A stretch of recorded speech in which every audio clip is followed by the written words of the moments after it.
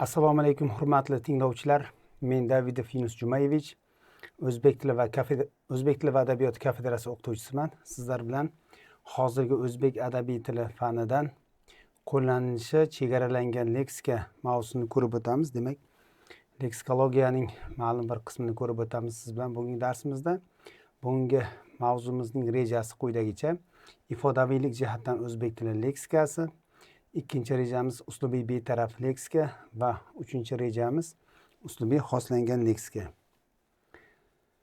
Ifodaviylik jihatdan o'zbek tili leksikasi demak ikki turga bo'linadi. Ya'ni umuman olganda tilni faqat axborot uzatish vazifasi, balki shu bilan birgalikda axborotni uzatuvchining axborotga bo'lgan munosabatini ham qo'shib ifodalaydi.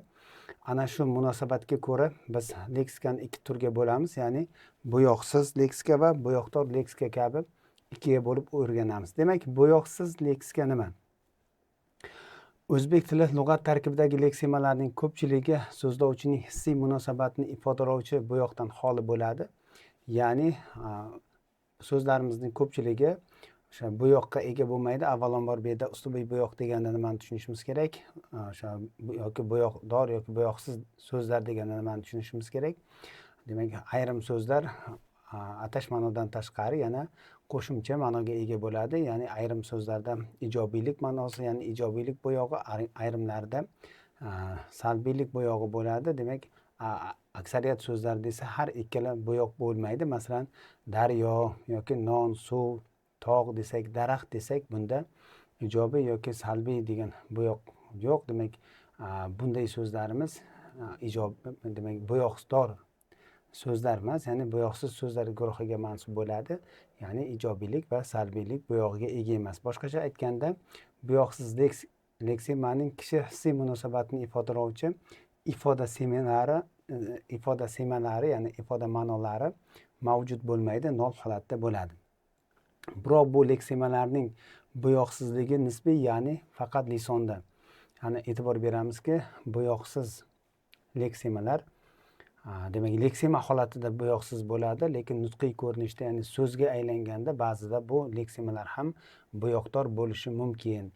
Ya'ni ko'chma ma'noda qo'llanganda, teskari ma'noda qo'llanganda, ya'ni kinoya ma'nosida qo'llanganda, umuman ma'nosi o'zgarganda bularda ham o'sha bo'yoq uslubiy bo'yoq qo'shilishi mumkin, ya'ni ijobiylik yoki salbiylik bo'yog'ini anglatishi mumkin. Masalan, biz agar hayvon so'zini olib ko'radigan bo'lsak, lisonda hayvon so'zi ijobiy yoki salbiy bo'yoqqa ega emas. Agar biz insonga nisbatan bu so'zni ishlatadigan bo'lsak, albatta demak bu nutq jarayonida qo'shimcha salbiy bo'yoqqa ega bo'ladi.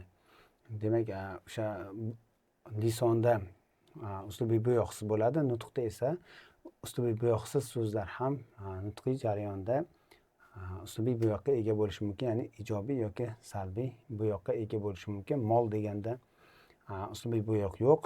Agar hayvon ma'nosini anglatsa, agar kimnidir haqoratlash ma'nosida agar insonga nisbatan bu ishlatiladigan bo'lsa, demak bu o'rinda albatta bo'yoqdor so'zga aylandi.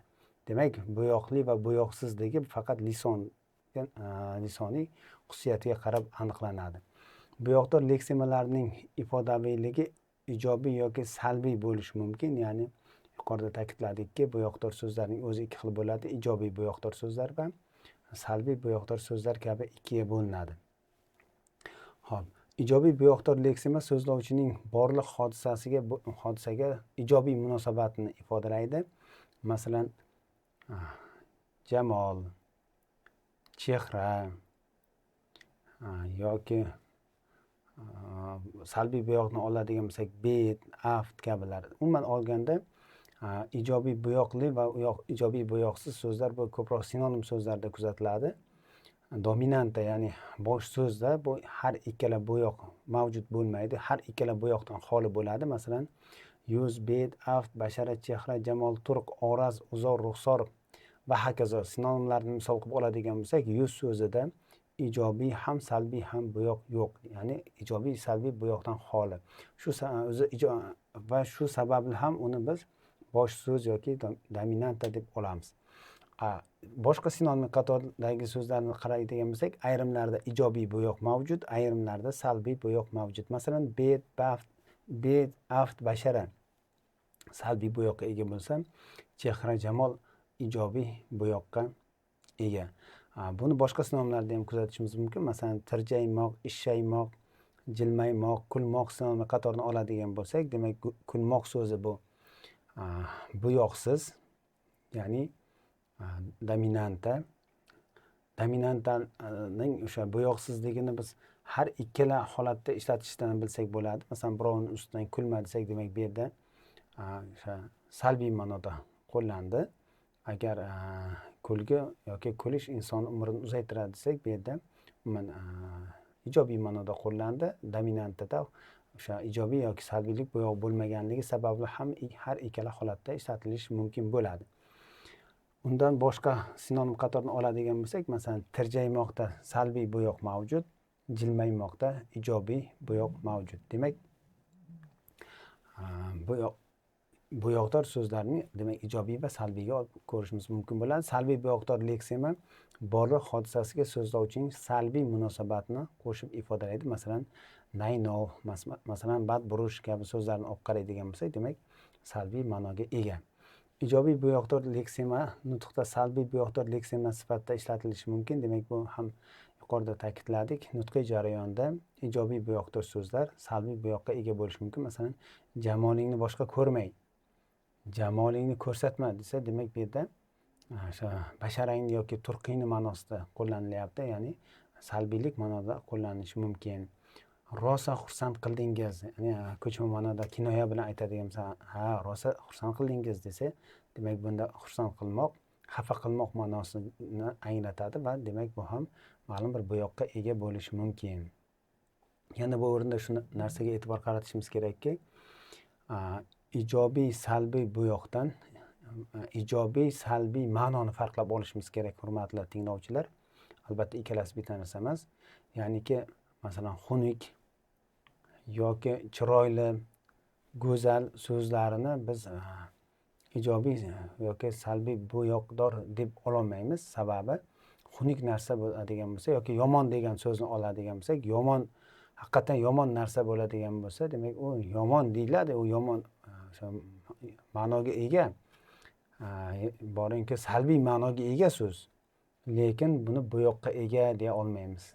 Yoki xunuk so'z ham xuddi shunaqa. Haqiqatan xunuk narsa bo'ladigan bo'lsa, xunuk jism bo'ladigan bo'lsa, demak, xunuk atamasi ishlatiladi va bu salbiy ma'noga ega, lekin bo'yoqdor so'z hisoblanmaydi. Demak, bo'yoqdor bo'lish uchun o'zi anglatadigan ma'nosiga qo'shimcha tarzda yana bir ijobiy yoki salbiylik bo'yog'i mavjud bo'lishi kerak. Masalan, yomon so'zning lug'aviy ma'nosi, demak, hammamizga ma'lum, xotiramizda beradigan tasavvur, yoki xunuk so'zning lug'aviy ma'nosi barchamizga ma'lum. Undan tashqari anglatadigan ma'nosi yo'q.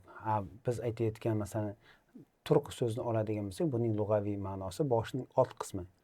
Jamol so'zining lug'aviy ma'nosi boshning old qismi. Endi bittasida o'sha boshning old qismilik, ya'ni atash ma'nosidan tashqari bittasida ijobiy ma'no mavjud, bittasida salbiy ma'no mavjud. Navbatdagi tasnifga o'tamiz. Uslubiy xoslanganlik jihatdan o'zbek tili leksikasi demak bir nechta turga bo'linadi, ikki turga bo'linadi. Birinchisi uslubiy betaraf so'zlar va uslubiy xoslangan so'zlar. Hurmatli tinglovchilar, uslubiy betaraf so'zlar nima yoki uslubiy betaraf leksika nima degan savolga javob berishga harakat qilamiz. Barcha nutq uslublarda baravar, barcha nutq uslublarda birday qo'llana oladigan so'zlar uslubiy betaraf leksika hisoblanadi. Ya'ni bizga ma'lumki, o'zbek tilida 5 ta nutq uslubi bor. Ilmiy, rasmiy, badiiy, so'zlashuv va publisistik uslub kabi 5 ta nutq uslubi bor. Uslubiy betaraf so'zlar shu 5 uslubda ham bemalol ishlatila oladi. Chegaralanmaydi. Masalan, ota, ona, kel, bor, o'tir, yoz, chiq, oq, qora, 1, 2, 3, umuman bu kabi so'zlarni olsak, demak, uslub tanlamaydi. Ishlatish joiz bo'lsa, barcha uslublarda bemalol ishlatila oladi. Demak, barcha uslublarda, ya'ni 5 uslublarda ishlatila olganligi sababli uslubiy betaraf leksika nomi bilan yuritiladi.